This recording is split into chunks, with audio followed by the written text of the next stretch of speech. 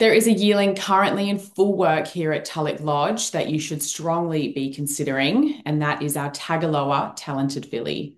We purchased her from Magic Millions in January from the draft of Yearling stud.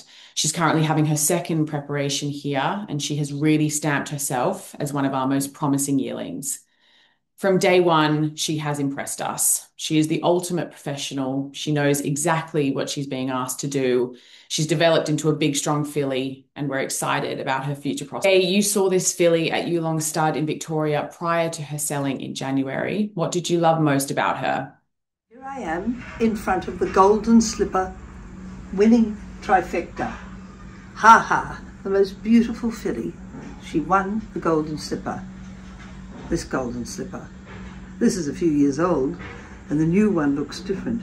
The Tagaloa filly out of Talented is probably one of the most beautiful fillies that we have in the stables.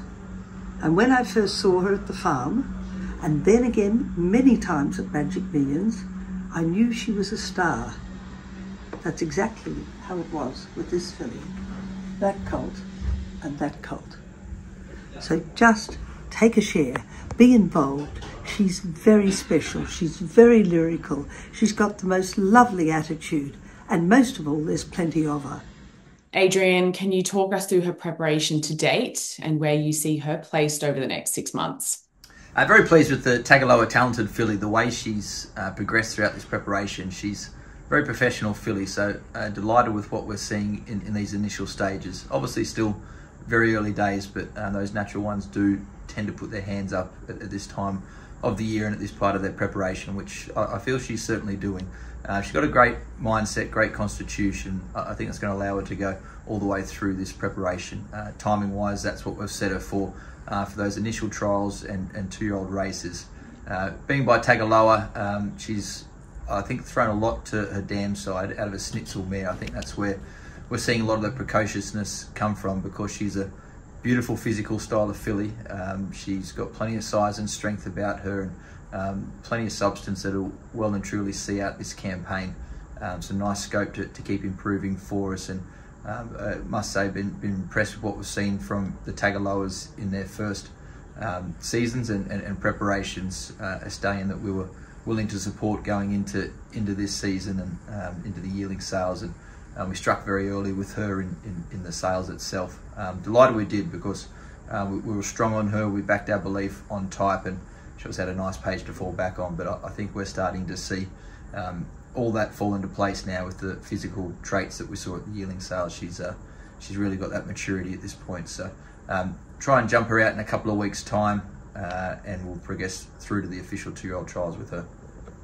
Yeah, I suppose I just wanted to add, team, that I suppose as an owner, you're going into a yearling purchase trying to get as much visibility as you can to increase your chances of racetrack success and fun on the track. This filly was lot one at Magic Millions. She was the first horse in the sale. She was the highest priced Tagaloa sold all year, and I think that tells you a lot about how good looking this filly is, and how much the rest of the market respected her and chased after her even in the ring, and we were so glad to land her.